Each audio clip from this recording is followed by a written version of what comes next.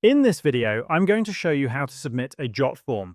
Start by logging into your Jotform account and navigating to your homepage. There you'll find all of your created forms. If you want to test a form yourself to see how it looks when filled out and submitted, you can do that easily.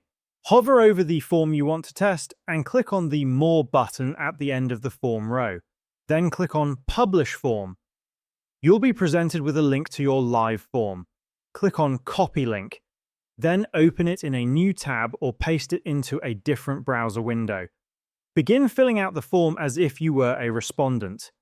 If you notice any fields marked with a red asterisk, that means those fields are required and must be filled out before the form can be submitted. Continue filling in all the relevant information. If the form includes an email field and email confirmation is enabled, a confirmation email will be sent to the address entered after submission. Once you've completed the form, scroll to the bottom and click on the Submit button. If you're directed to a thank you page afterward, it means your submission was successful.